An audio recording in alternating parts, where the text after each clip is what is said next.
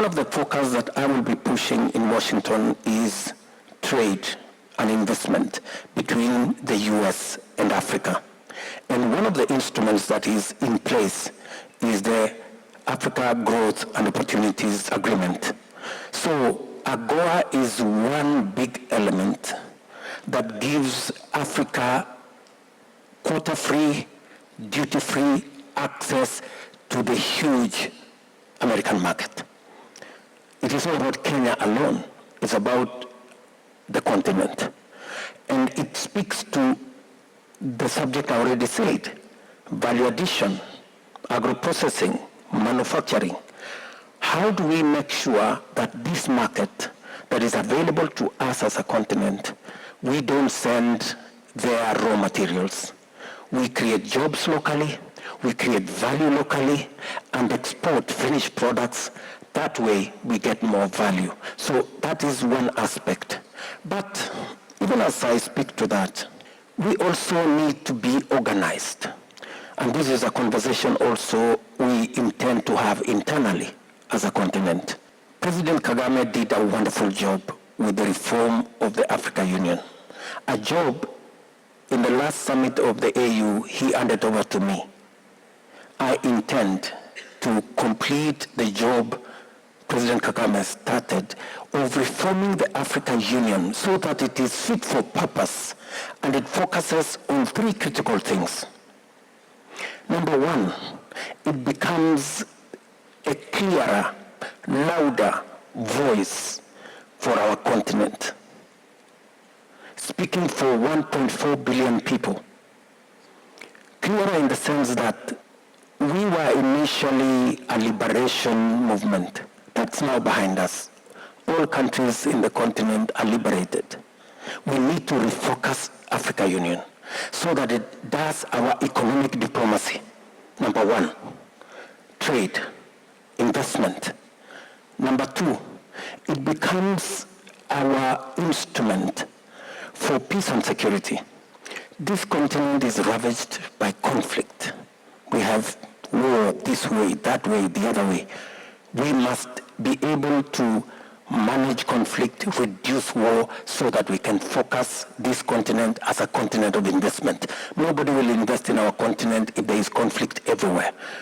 AU must have a bigger muscle to speak to that issue. And number three, to make sure that AU focuses on matters infrastructure. And when I say infrastructure, I am talking about physical infrastructure, roads, railways.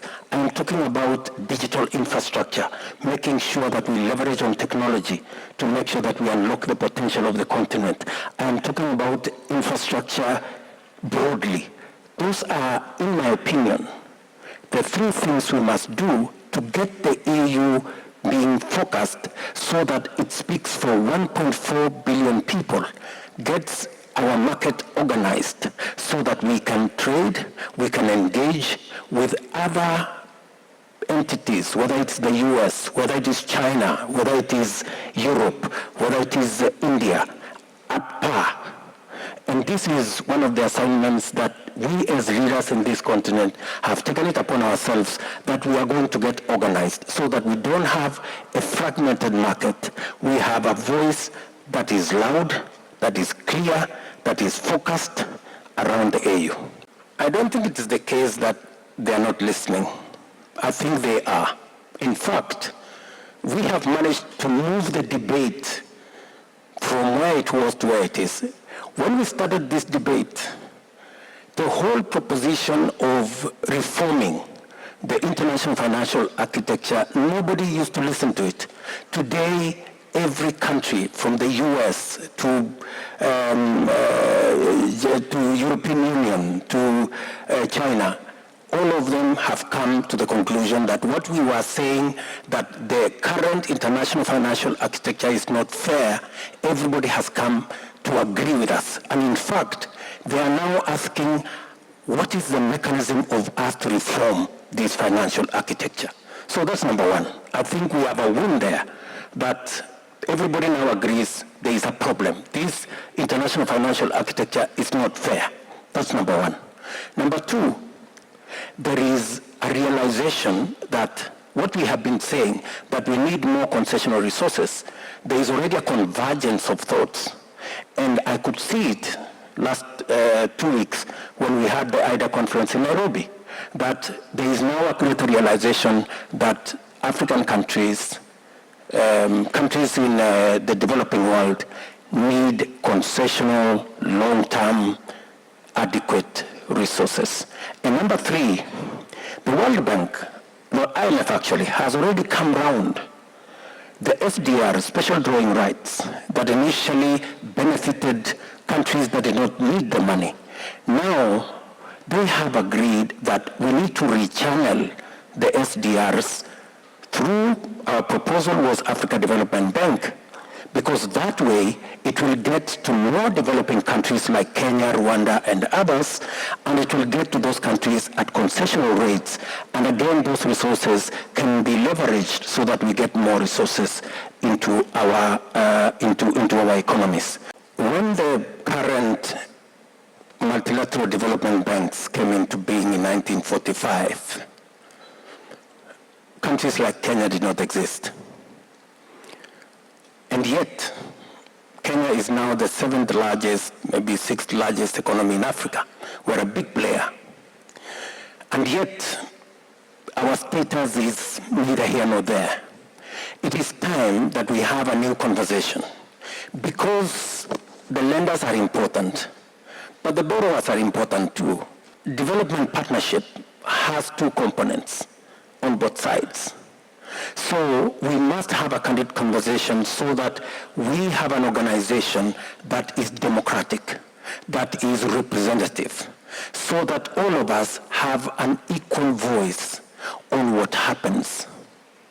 And that is why when we had the meeting of IDA, we put our propositions on the table. We believe there should be a fairer, more balanced representation at the multilateral development banks boards, so that our voice, our ideas, our suggestions are on the table. That's number 1. Number 2, we believe that we must go for a win-win outcome. Why do we put more resources? Do we put more resources in expensive loans, or do we put more resources in concessional loans? Our proposal is that the concessional window of resources has many benefits. Number 1, it is concessional. Number 2, it is long-term. Number 3, it is easy for it to be leveraged to enhance those resources. The international community is now awake to the reality that what we are saying is not what everybody thinks. What we are saying makes sense, that we need a fairer system. When Kenya, for example, when we went to the financial markets in January, because I had to, we got resources to move forward at 11%, 10 point something percent. This is exactly what we've been saying. I mean, other countries access the same facilities at 1%. So if we are getting it at 10% and others are getting it at 1%, where is the fairness? How do we develop equally? This is a conversation we must have. When we say Africa is paying 5 times more, it is not just talk. It is a reality we live through every day. And that is why we are pushing every lever to make sure that concessional resources are available so that we can pull countries out of debt distress, and we can do more for our citizens and do more for development, so that countries don't spend more in servicing debt than in paying for medicine